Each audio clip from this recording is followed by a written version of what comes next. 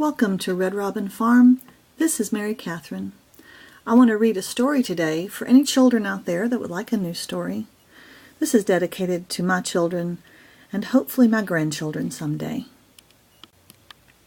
This story is Punkin and the Littlest Mouse. There's Punkin. The friend over here is Ethel. Written and illustrated by M.K. Christensen. It all started because Punkin, the smallest hen in the flock, wouldn't leave the coop. Each morning, Bernie the rooster and the other hens ate their breakfast, strutted out the coop door, and spent the day in the orchard eating bugs. That's Bernie. But Punkin wouldn't go. She'd been scared by the two big farm dogs, and she couldn't bring herself to walk near them to reach the orchard. So she stayed in the coop.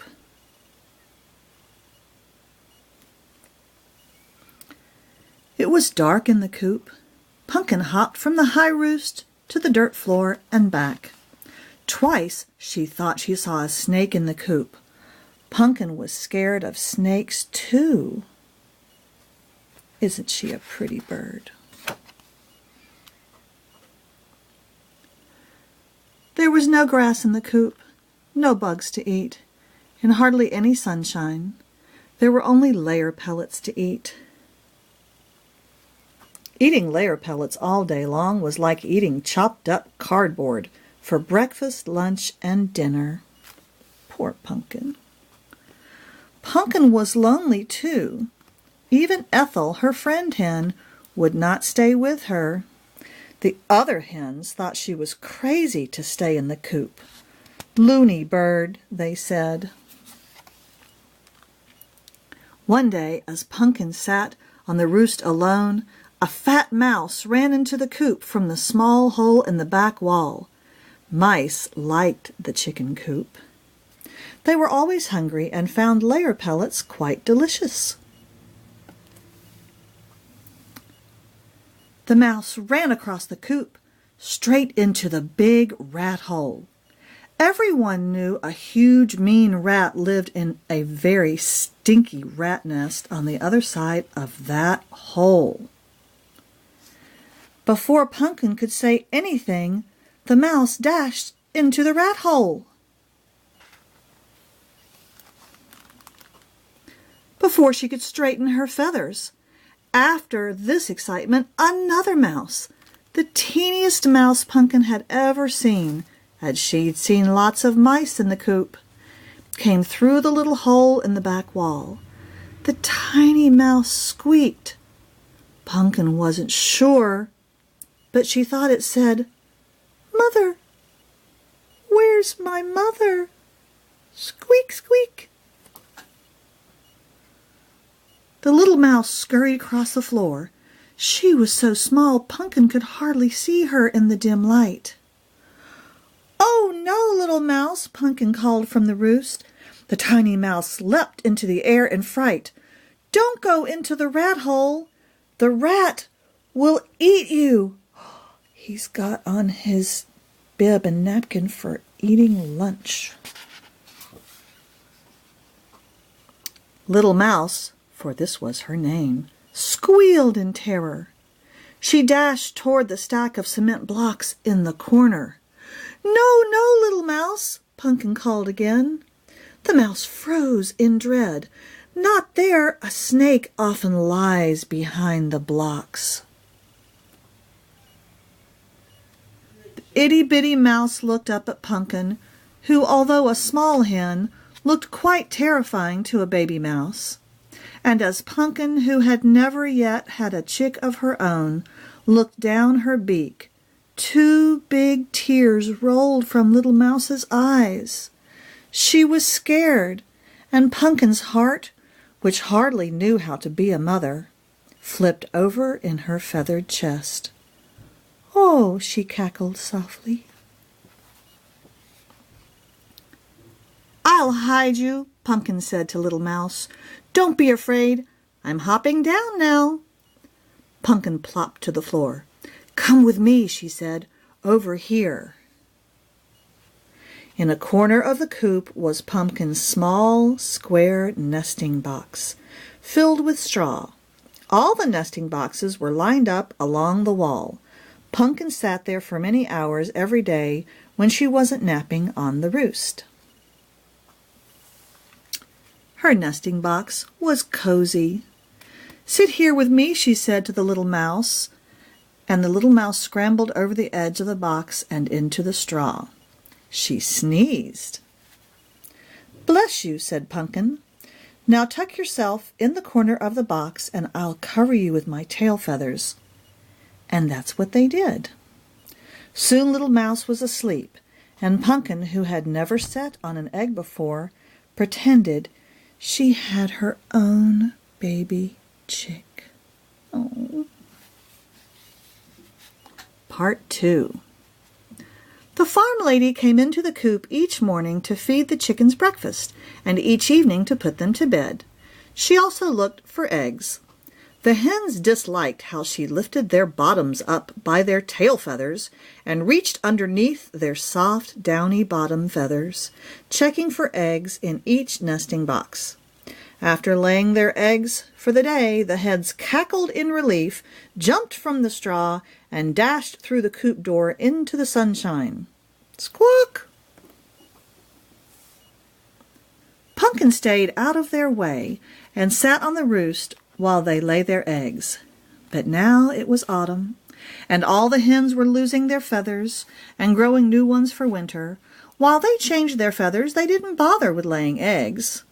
No hen had laid an egg in 3 weeks. Punkin enjoyed spending her days in her cozy nesting box with only Little Mouse. "Once upon a time," Punkin says to her, "there lived a sweet little mouse, and they played and told stories."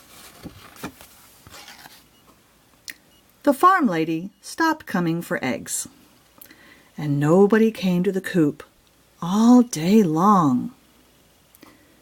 And the little mouse could take naps. All night, Bernie and the hens returned. At night, Bernie and the hens returned at twilight. Punkin pretended to be sleeping on the roost as they hopped through the door. "Crazy bird," some hen would say. They did not notice the tiny mouse asleep in the corner of Punkin's nesting box. Each day, Punkin and Little Mouse sat together in the nesting box in the coop's dim light, playing. They told stories. Little Mouse did most of the listening, and Punkin did most of the telling.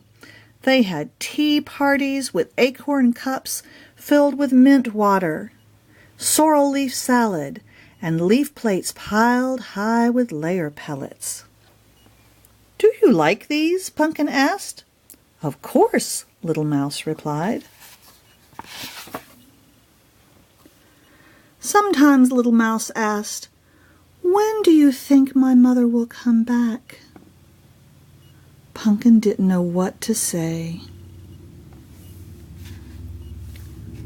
One morning before the farm lady served breakfast, Bernie called a flock meeting. He crowed loudly from the roost. "Ladies," he bellowed, "ladies!" The hens stopped cackling. "There's Bernie." He continued, "Soon the air will turn cold. The farmer will cut the corn in the field, and the rats and snakes will try to come into our coop." The hens ruffled their feathers and gurgled in distress. "We will prevent them." "We will prevent them," echoed the hens.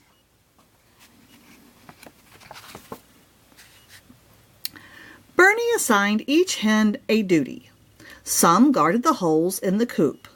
Some watched for snakes along the chicken yard fence. Some babysat the baby chicks while their mothers worked. Some patrolled the orchard, cackling at the first sight of intruders. Each year the hens were given duties. Each year they cackled loudly at the tiniest disturbance, a rustle of leaves or a buzz of insects, and Bernie ran to the rescue. Bernie killed the rats, fought the snakes, and strutted around the orchard. He did not babysit. By Christmas, Bernie was quite exhausted. This year, Punkin volunteered to check the nesting boxes. Each morning and evening she fluffed the straw, looking for any critters hiding underneath that a hen would not want to sit on. As the hens supervised her from the roost, she inspected each box, saving her own for last.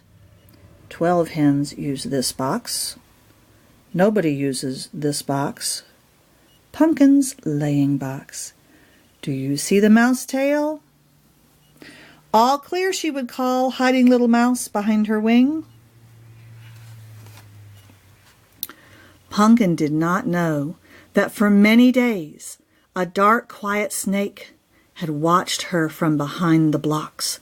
His yellow-slitted eyes watched her wait for the flock to leave each morning. He watched the tea parties with Little Mouse and heard their story times. He heard Little Mouse snoring softly at nap time. He waited as Little Mouse grew and grew. He wanted Little Mouse to be bigger, big enough for a meal. The first morning of November, Punkin jumped from the roost and marched in front of the nesting boxes for inspection. She stopped in front of her box, turned her beak into the air, and puffed out her chest. All clear, she squeaked. Silly bird, they said to each other. She's such a small hen, she couldn't fight off a fly. They cackled and left the coop for the day. Punkin turned to her box. There's the other hens. Little Mouse, are you awake? Little Mouse did not answer. Punkin pecked in the straw. She rummaged in the corners. Little Mouse, where are you? Punkin's eyes were very sharp, and she was used to seeing in the dark coop. Something moved in the corner behind the blocks. She turned her head and peered sideways as chickens do. It was a tail, a long black snake tail. Punkin flew at the tail. She jumped on it with both feet and gripped it with her claws. She grabbed the tail with her beak and bit as hard as she could. The snake coiled into the air and hissed. His body rose from among the cement blocks. Punkin pecked the tail with vigor. The snake twisted and writhed. Punkin looked at the snake's head above her. From his mouth hung a little gray mouse tail, and from inside his mouth came a sound. Mother! Squeak! Came a faint mouse voice. Help me! And then the word that reached Punkin's heart. Mother! Punkin knew the word was for her. She was Little Mouse's mother. Full of bravery for her little mouse, Punkin flew high into the air, higher than ever before, over the snake's head. She attacked the snake from behind, gripped his head with her talons, and pecking him until he dropped Little Mouse. He dropped her right into a pan of layer pellets.